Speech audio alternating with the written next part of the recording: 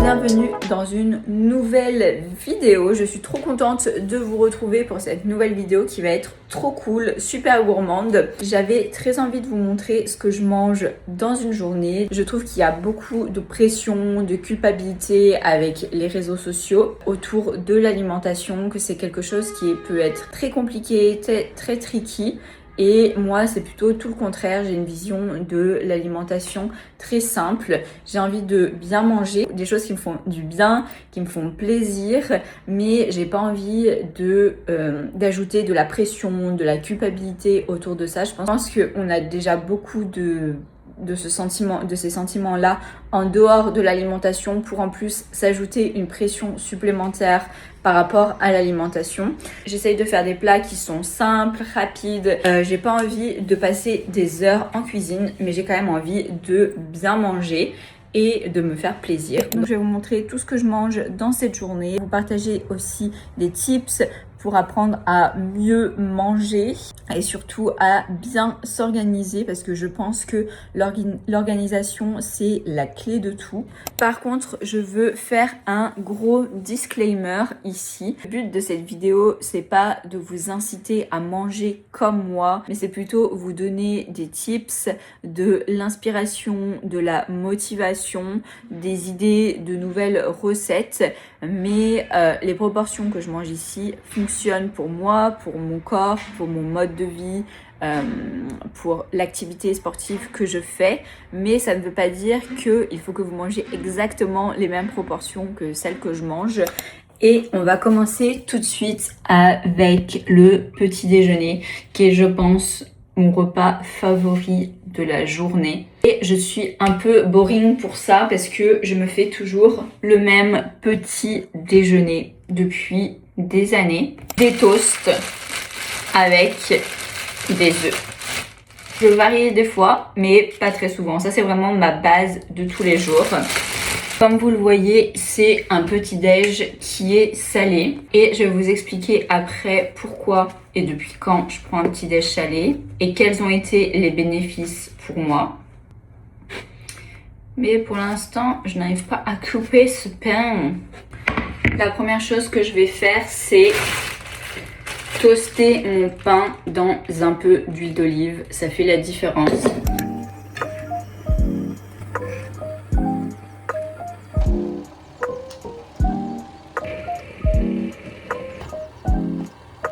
Ensuite, sur mon pain grillé, je vais mettre du fromage Philadelphia.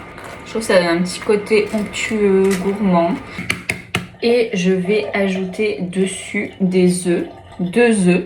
Aujourd'hui, j'ai fait des œufs mollets. Parce que je trouve quelque part que c'est plus léger, genre les œufs sur le plat, les œufs brouillés, il faut mettre un peu d'huile. Et des fois, genre, mon corps a pas envie, genre ça me dégoûte. Je sais pas comment expliquer.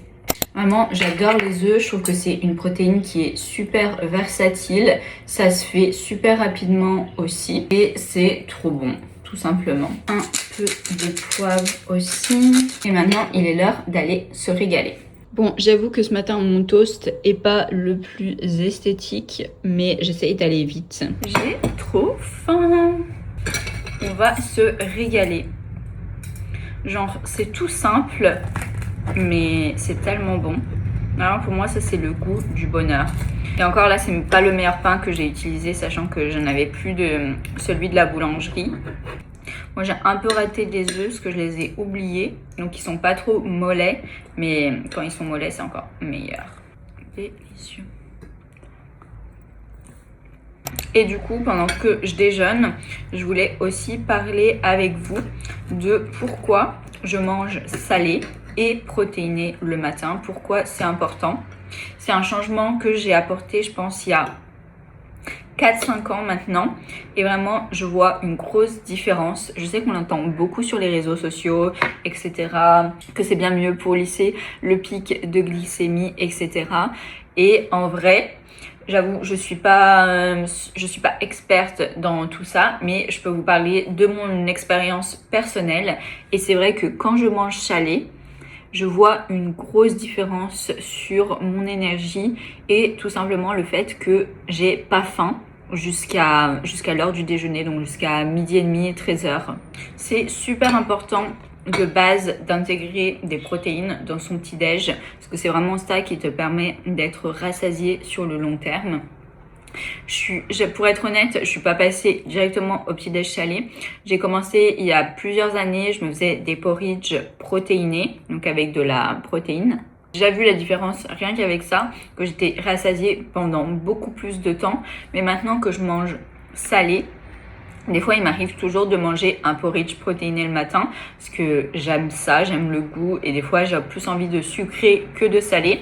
Mais c'est vrai que quand je mange un porridge ou quand je mange sucré le matin, je vais avoir faim beaucoup plus tôt. J'ai fait l'expérience plusieurs fois et pour moi, en tout cas, je vois vraiment la différence.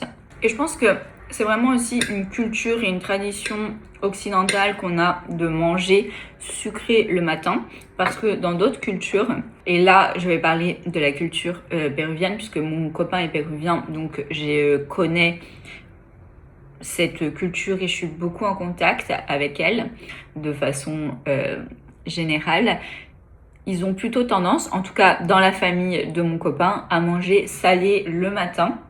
Donc du pain avec de l'avocat, du poulet, même manger des restes de la veille ou manger des pommes de terre avec du thon. Parce que pour eux, c'est super important d'avoir un bon gros petit-déj pour être vraiment calé pour toute la journée, enfin pour toute la matinée. Et dans mon petit-déj aussi, j'essaye d'inclure un fruit. Souvent, c'est un kiwi parce que j'adore ça. Ça se mange facilement, c'est bon, c'est rapide. Et en plus, c'est plein de vitamine C. Ça va être l'heure d'aller préparer le déjeuner. Mais avant ça, je voulais partager avec vous une petite astuce qui me permet de gagner beaucoup de temps et d'être super organisée. Déjà, quand je vais aller faire des courses, je prévois exactement les repas que je vais faire dans la semaine et je compte à chaque fois pour chaque repas que ça va me faire 2 repas. Par exemple, le déjeuner que je vais faire le lundi, je vais le remanger le mardi et idem, le dîner que je vais faire le lundi soir, je vais le remanger le mardi soir. Comme ça, à chaque fois, je cuisine une fois, mais j'ai 2 repas et ça me permet de gagner du temps et de pas avoir à cuisiner tous les jours. Et quand je vais faire les courses, je prépare toujours ma liste de courses et pour faire ça, je prévois les plats que je vais manger dans la semaine et ensuite en fonction de ces plats, j'ai plus qu'à dresser ma liste de courses avec ce dont j'ai besoin pour réaliser ces plats.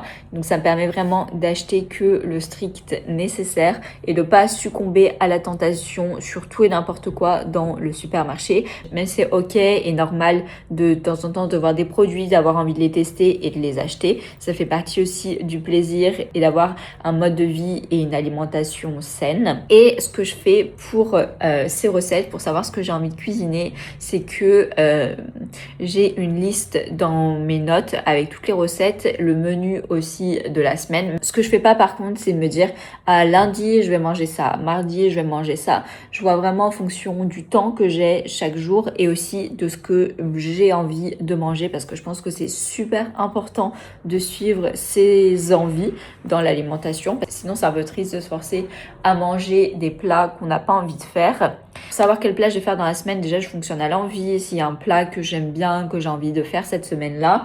Et des fois, j'ai pas d'inspiration. Donc, j'ai dans mes notes plein de recettes, enfin plein de listes de plats que j'ai déjà fait, que j'ai testé et que j'ai aimé. Et j'utilise aussi Notion. Je vais vous montrer. plein de recettes que j'ai déjà faites, déjà aimées. Donc là, je mets les recettes, les ingrédients, etc.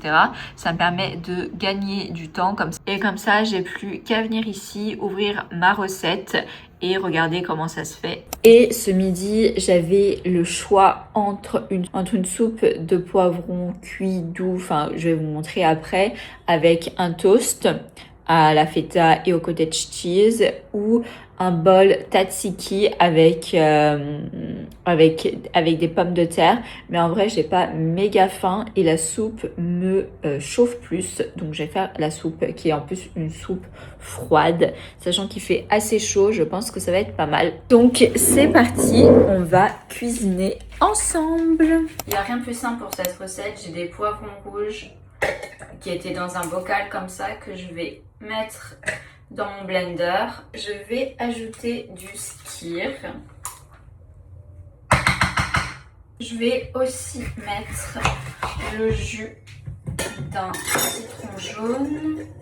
Et je vais mettre aussi de l'ail en poudre, du sel et du poivre, bien entendu. Je les oubliés, mais très important, de l'huile d'olive. Je suis fan d'huile d'olive. Et aussi un peu d'eau pour que ça fasse soupe. Je commence par en mettre pas beaucoup et ensuite j'ajuste si besoin. Je vais mettre un fond comme ça. On va mixer. On va voir ce que ça donne.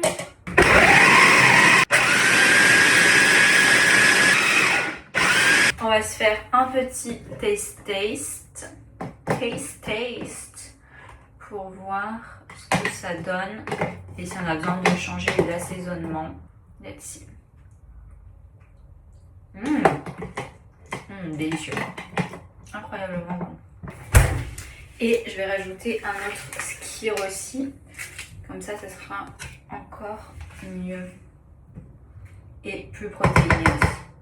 Deuxième taste test. Oh, ça change tout. Et comme une soupe, c'est jamais un repas tout seul, toute seule en tout cas, on va se faire des petits toasts au cottage cheese avec. Là, je mets 2 belles cuillères de cottage cheese. Je vais ajouter un bon gros morceau de feta que je vais émietter avec ma fourchette. Je vais ajouter un peu de jus de citron, un peu d'huile d'olive bien entendu, un peu de sel mais pas trop non plus parce que je trouve que la feta c'est déjà assez salé. À nouveau un peu d'ail en poudre, du poivre, le clou du spectacle, un petit peu de miel. Hop. Faut aimer le sucré salé. Si vous n'aimez pas, parce que moi je suis pas fan non plus de base, mais j'avais testé comme ça et j'avais bien aimé. Et si besoin, vous passez juste l'étape du miel. On mélange bien pour que ça soit bien mélangé. Logique. Et maintenant, il ne reste plus qu'à faire son toast. Donc là, je vais prendre une seule tranche. Je vais la couper au milieu. Ajouter ma petite mixture de feta et cottage cheese. Purée, ça s'échappe. On referme le toast et on toaste ça à la poêle. Donc pareil, je mets un peu d'huile d'olive dans ma poêle. On toaste. Et voilà, c'est bien toasté, c'est magnifique. Regardez-moi cette tuerie. Ah. Je vais ajouter le reste de feta et de feta. Le reste de feta et cottage cheese sur la soupe. Et on va pouvoir aller se régaler. Testons ça.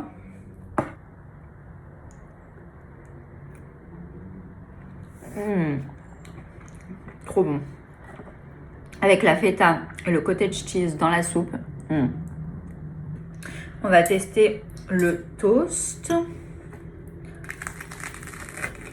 Déjà, vous entendez ce croustillant, incroyable.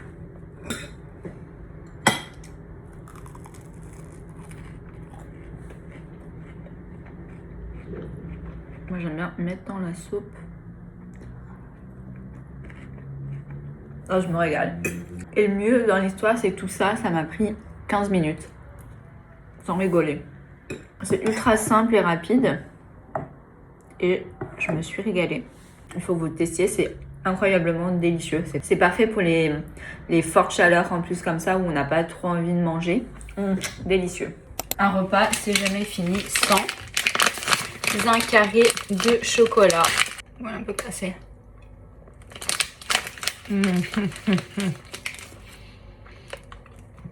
Délicieux. Pas de pression, pas de culpabilité. Moi, le chocolat, je peux pas vivre sans. Toujours après un repas.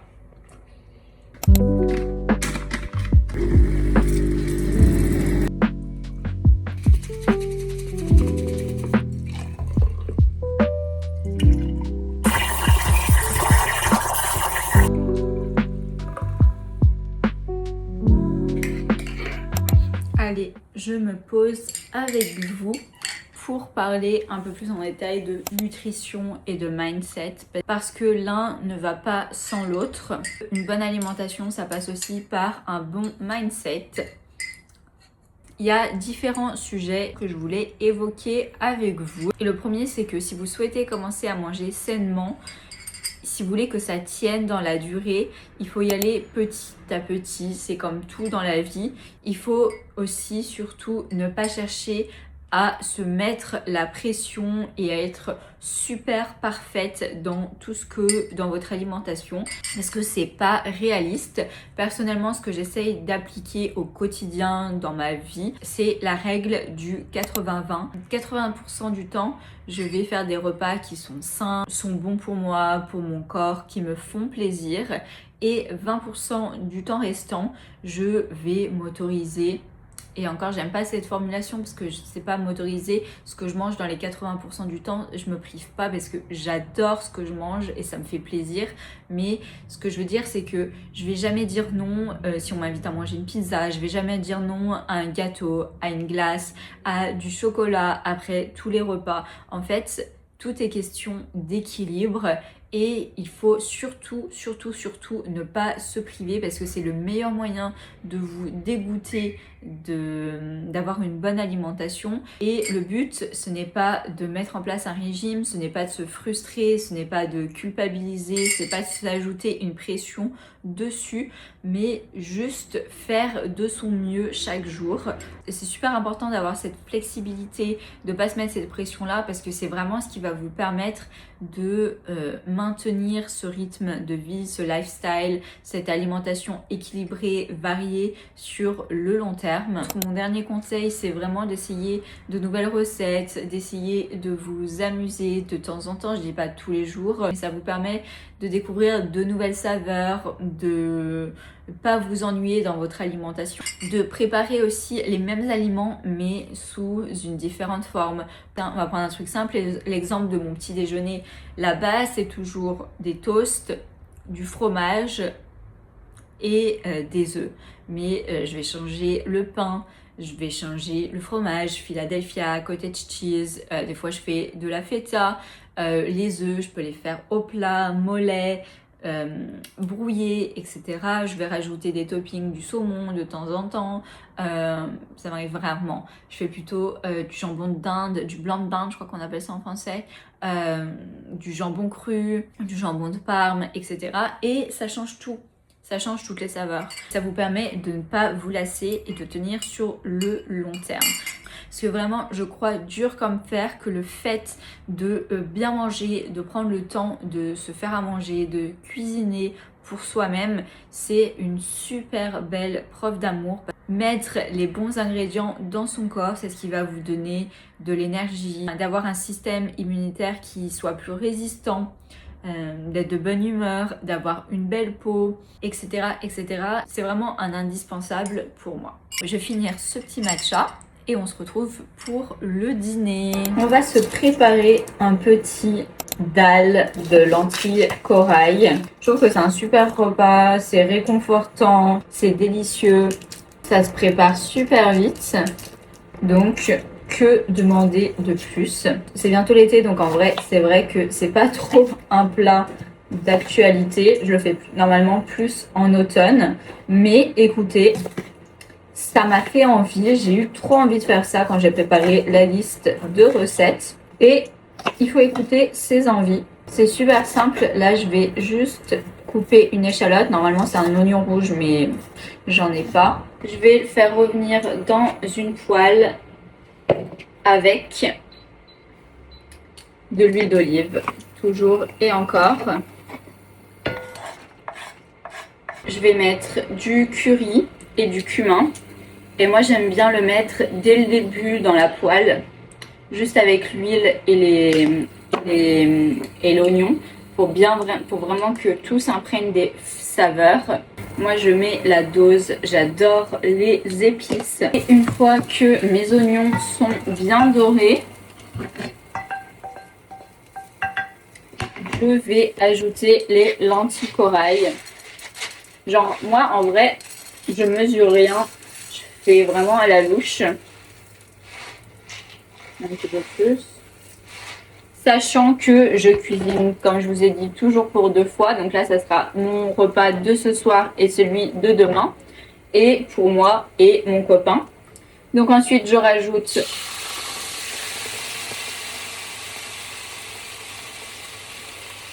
des tomates concassées et du lait de coco.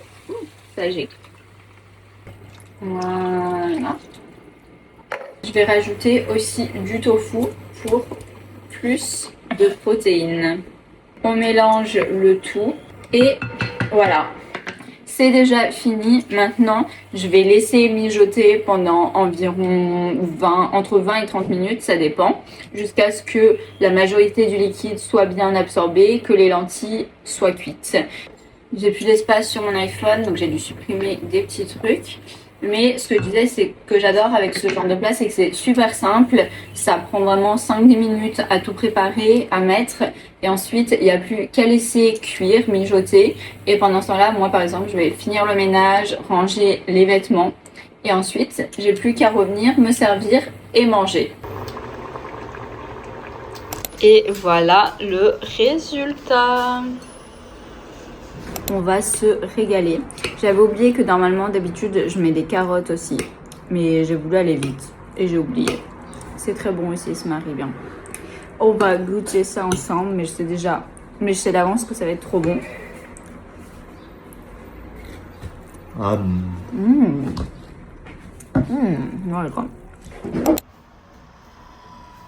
J'étais en train d'éditer cette vidéo pour vous la poster demain, enfin aujourd'hui pour vous, donc dimanche 7 juin. Et je me suis rendu compte que j'avais complètement oublié de vous faire une petite vidéo de clôture. Donc je le fais maintenant.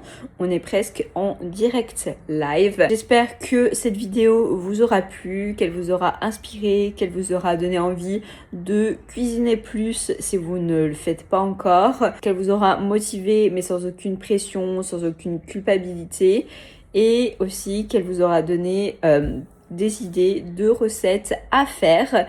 N'hésitez pas à me dire en commentaire vos recettes préférées, comme ça me permet aussi de découvrir de nouvelles recettes, d'échanger avec vous. N'hésitez pas à me mettre un petit pouce vers le haut, à vous abonner si c'est pas encore fait. Et encore une fois, merci du fond du cœur de regarder mes vidéos, ça me fait trop plaisir. Et on se dit à très vite pour une prochaine vidéo. On peut se rejoindre aussi tout de suite sur Instagram. Bisous besties. Mouah.